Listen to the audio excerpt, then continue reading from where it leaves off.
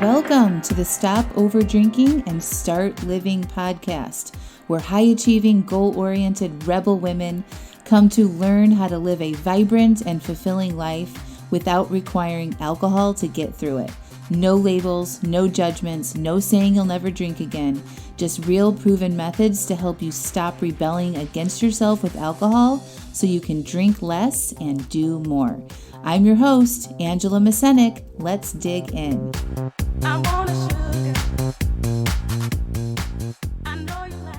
Welcome to episode 89, How to Retrain Your Brain. Hello, hello, hello. How are y'all?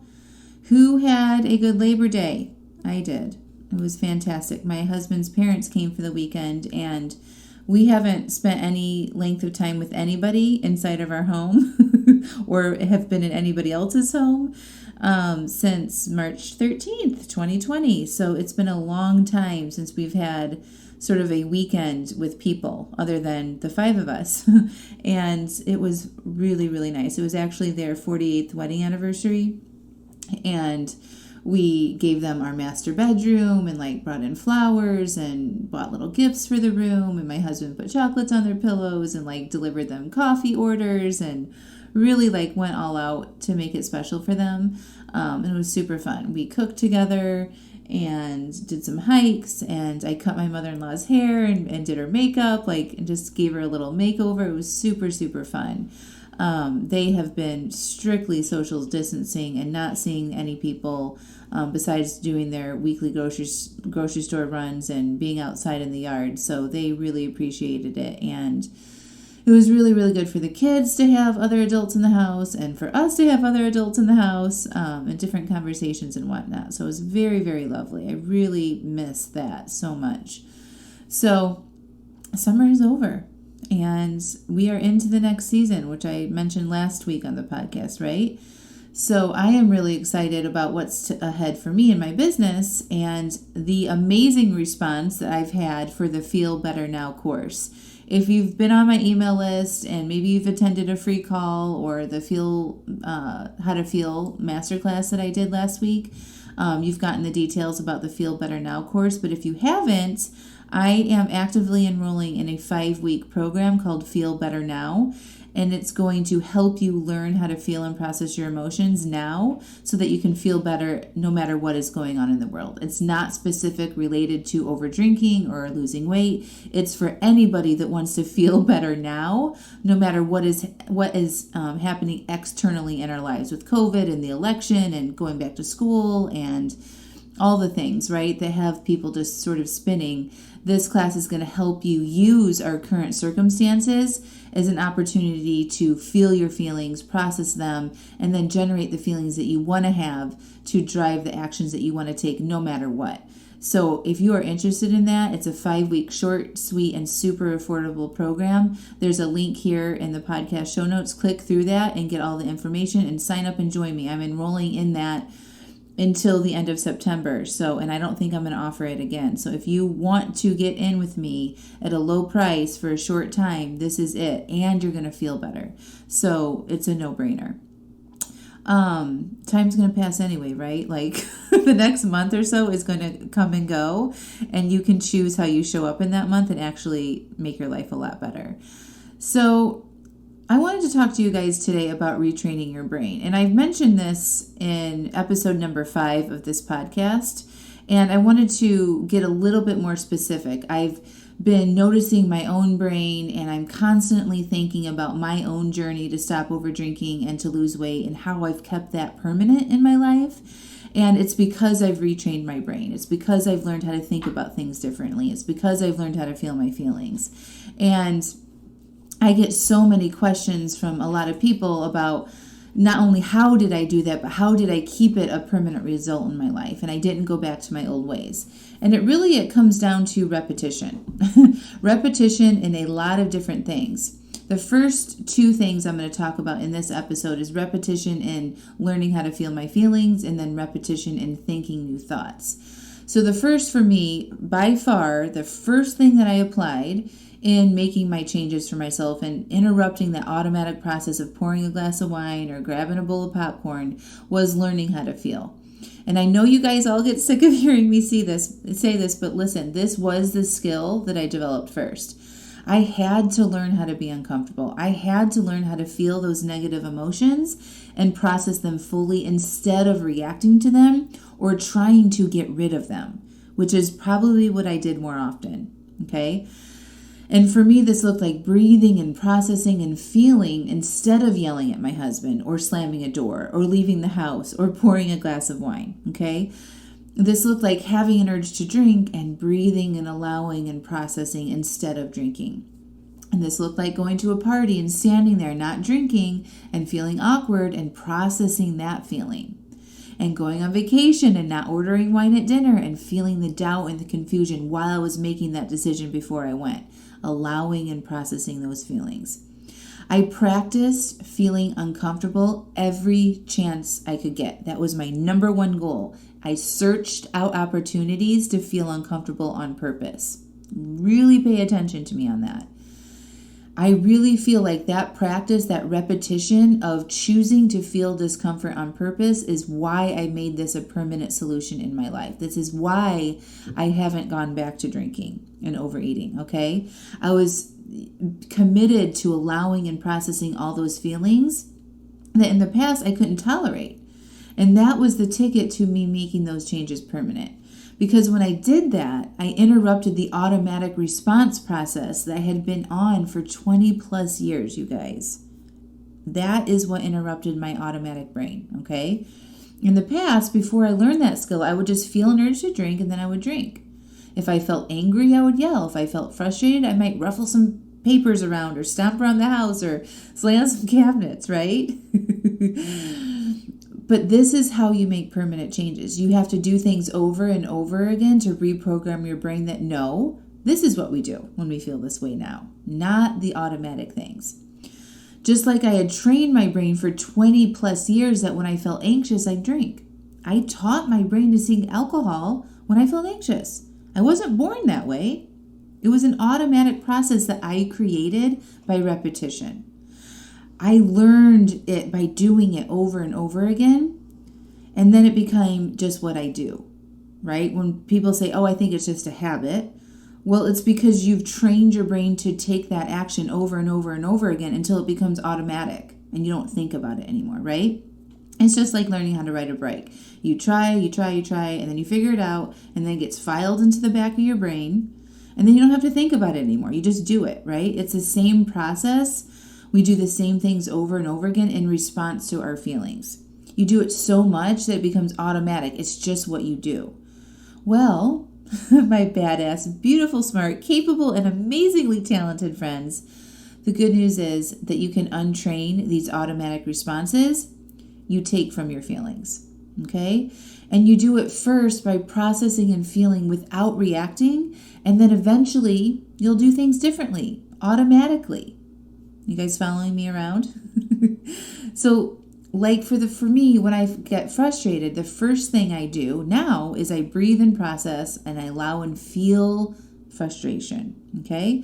And then I might go for a walk or I might journal or I might get some coaching. All of those things are actions.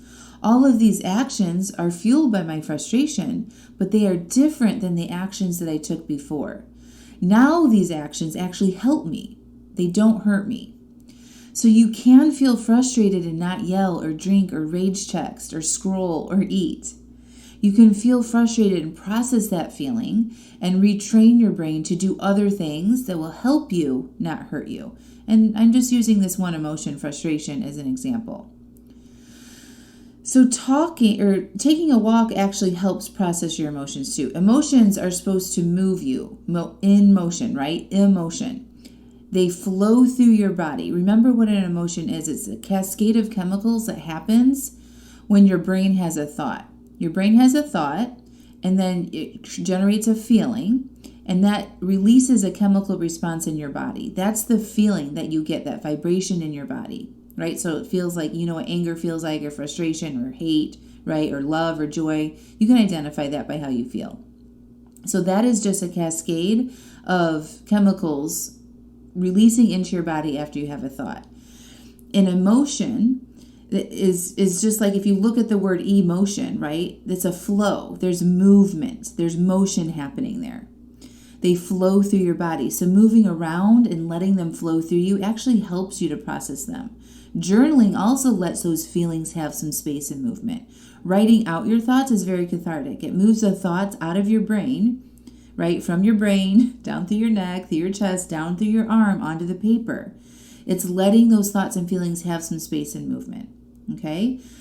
It's allowing that space for you to process and feel, okay? And then you can take some action. You can talk to a coach. You can talk to a therapist. Will help you see how those thoughts that created your feelings in the first place, all right?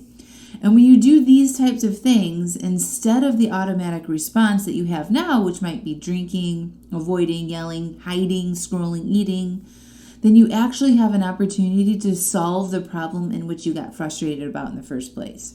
So, repeat, repeat, repeat. The more times you can process and feel instead of react, the more you are retraining your brain that you are doing it differently. And remember, Human Behavior 101, I talk about this all the time, is the motivational triad.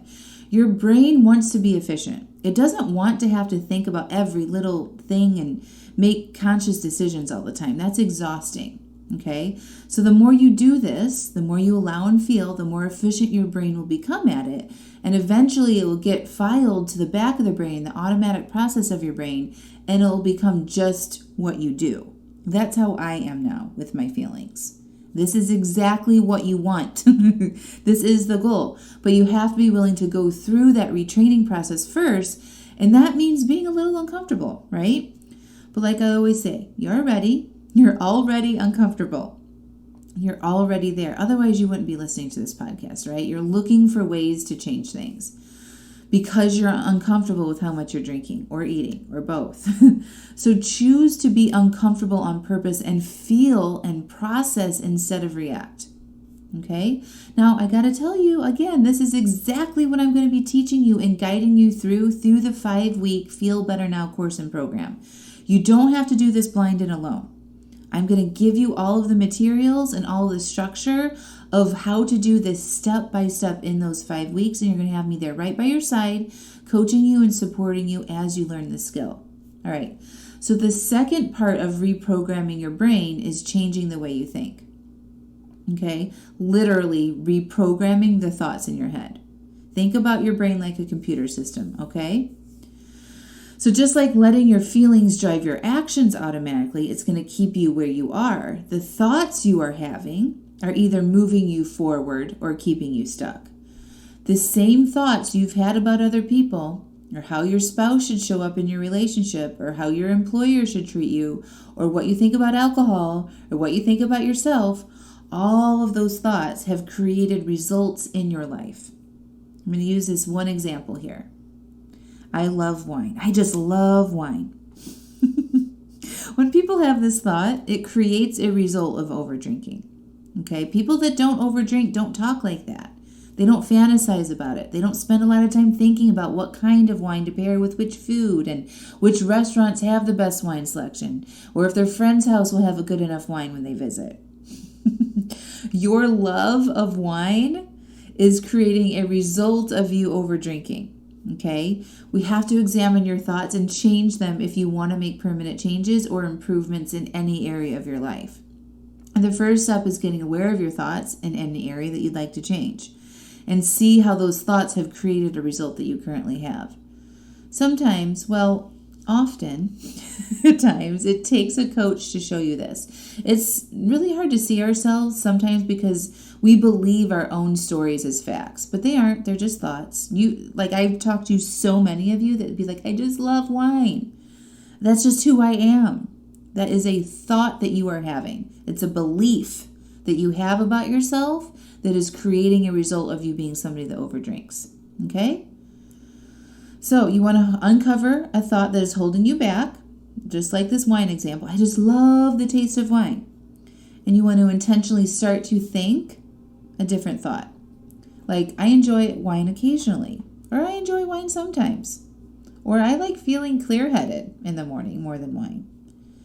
And you practice thinking that new thought more than you think the old thought, Repetition, repetition, repetition. You write it out over and over again. And you think it intentionally. You don't allow those other thoughts to come into your brain, okay? So eventually, after practice and repeating this, eventually when somebody asks you, what do you think about wine? You say, yeah, I enjoy wine occasionally. Instead of, OMG, wine is my thing. Do you see the difference? Let's compare someone who was asked the same questions. All right, I'm going to give you two different thought patterns. So the question is, what are your thoughts about wine? First response, oh my God, I love wine. I got married in a winery. That's how much I love it. It's my hobby. I'm really good at pairing food with it. My favorite right now is this red blend from California. It's powerful, but not too overbearing. It's actually pretty smooth and rich and fruity with some oak. It's just perfect. Versus, yeah, I enjoy a glass of wine every now and then. You? The person who has a simple thought about it, I guarantee you drinks less. Right? You want to start retraining your brain to think like somebody who doesn't overdrink. You guys following me here? So to wrap, to make these changes and to reprogram your brain, and if you want to make it permanent, you first need to feel and process and retrain your brain that you pause, breathe, and allow before you act. And then you choose new actions like journaling or walking or getting coaching that will help you, yourself and your goals, and do this over and over again until it becomes your automatic new process, okay? The second part is changing your thoughts by repeating, practicing over and over again, saying them out loud, journaling them, living them. And listen, I'm an expert at both, and it's exactly what we're doing in that Feel Better Now online program. So you better get on over there and sign up. The link to register for the class or the course is in the show notes, and the registration is going to close down at the end of September. So we can get everyone onboarded and all the materials sent before the course starts on October 4th. This is your chance to get in with me at a very low cost point and to apply some of the very basic foundational teachings of what I teach, and we start with our feelings. All right, my friends, I love you all so much. Oh, hey, on Friday, I am hosting a coffee chat. It's called Coffee Time with Angela at 2 p.m. Eastern Time. You have to RSVP. There's only room for 100 attendees on a Zoom link. So if you're interested in joining me for coffee on Friday, where you can ask me any question, anything goes, from relationships to over drinking to losing weight to, questions about my family, whatever, personal stuff, I'm open for it all. The link to register for the coffee chat with me on Friday, this coming Friday, is in the show notes. So get on over there and sign up. You have to RSVP to join me. And I'm looking forward to having coffee with you on Friday. It'll be great. All right, you guys. Talk to you soon. Bye.